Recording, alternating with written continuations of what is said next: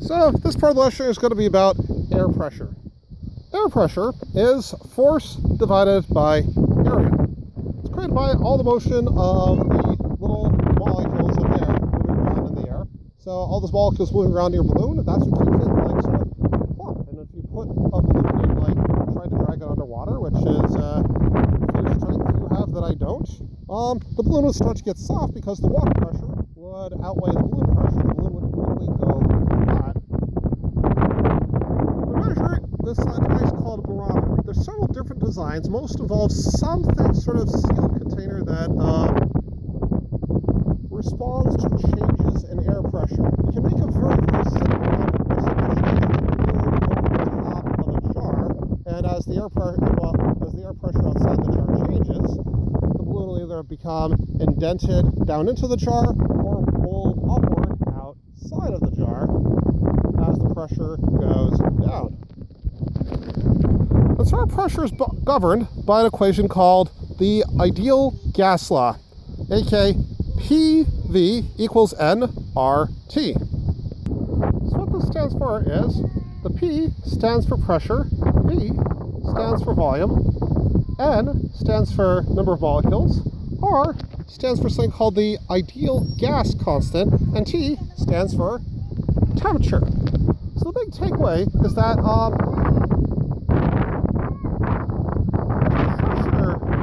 pressure rises,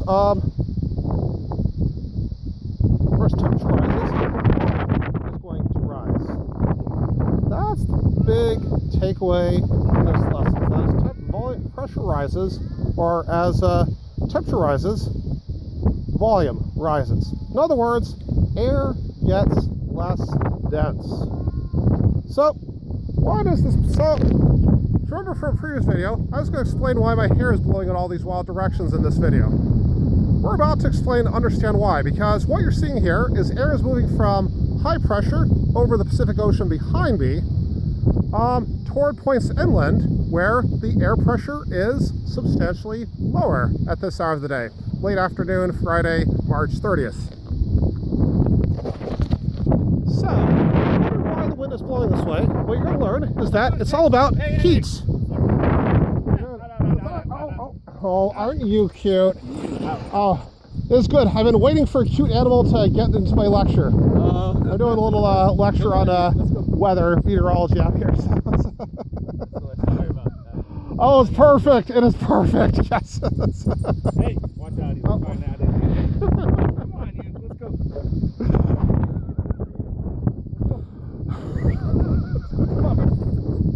There's some good chocolate in here, I'll just say that.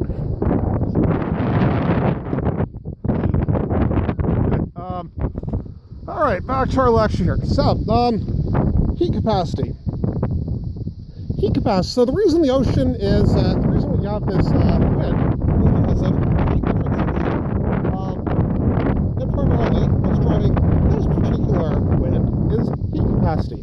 Heat capacity is the energy required to heat a finite mass of a given substance, a given temperature distance. And what we know is that different substances have very different heat capacities.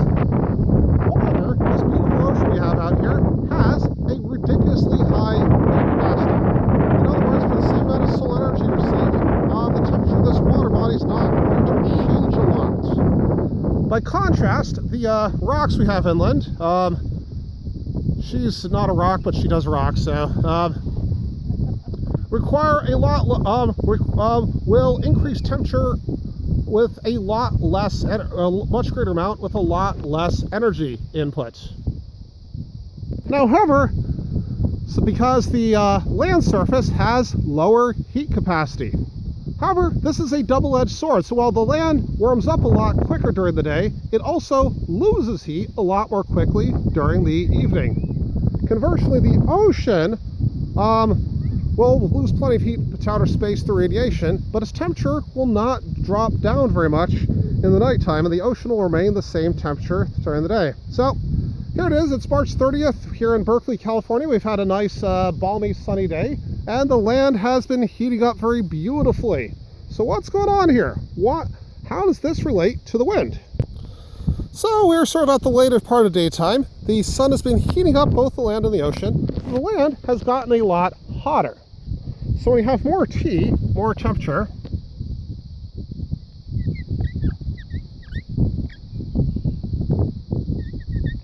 you also have more volume. When you have more volume for a given mass of air, you have lower density. And so you're going to have a lower density is going to cause the air to sort of rise.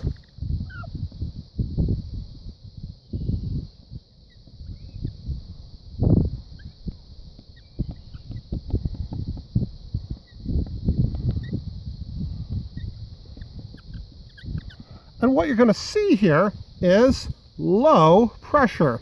We're going to mark this with a giant L for low pressure.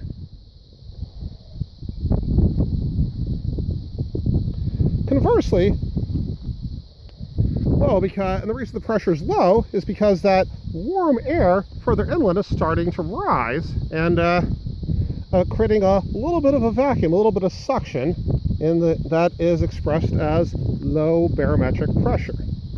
Now conversely, over the ocean, where everything's cooler, air is going to actually be denser.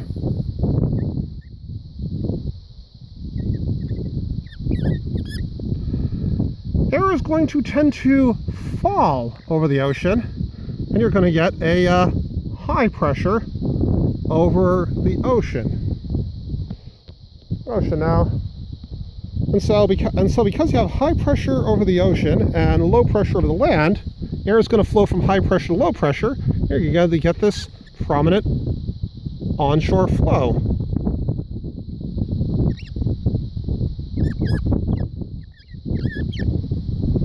Wind. That is the basic foundation for wind, is differences in air temperature causing some particles of air to rise, creating a little vacuum, whereas in cool regions, air descends, creating higher pressure, and air flows from high pressure to low pressure. So we're seeing this very vividly now with the wind blowing fairly strongly. My hair definitely flying this direction. But if you noticed, even just over the duration since I started filming, the wind is starting to die down. The sun is starting to get a little bit closer and closer to the horizon. It's about almost 6 o'clock, and the sun usually sets a little after 7 this time of year here, daylight, Pacific daylight time. You can also see some beautiful fog climbing over the mountains, but God, this is beautiful out here.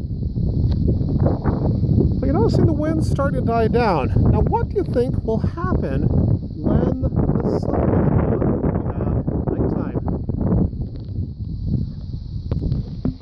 So at nighttime, the land and the ocean are going to lose heat, but because the land has lower heat capacity, its temperature decrease is going to be a lot more dramatic. And by even a few hours into the night, the land's going to be a lot cooler. Whereas the ocean is going to experience a very, very modest temperature change of probably only a few degrees, whereas the temperature on land is going to swing a lot more wildly. So now, the warmest air in this picture is going to be the air that's in contact with the ocean. So you're going to have this warmer air here that's going to be lower density, start to rise. The rising air is going to lead to low pressure over the ocean, and meanwhile, that air over the land is going to be losing heat very quickly. So you're going to get sinking air over the land, and you might even get some very strong breezes off the mountains if this were an ideal circumstance. I don't think this is ideal circumstance, and you get high pressure over the land, and you get this offshore flow from the land toward the ocean. So I'm going to be showing after this a video of a controlled demolition of a power plant in San Diego. You have to tell me about what time of day do you think the power plant demolition took place based on where the water is, where the land is, and the direction the smoke from that demolition event travels. This is signing off for now. This is me signing off from Cesar A. Chavez Park in Berkeley. Thank you very much, and I hope you enjoy the lecture.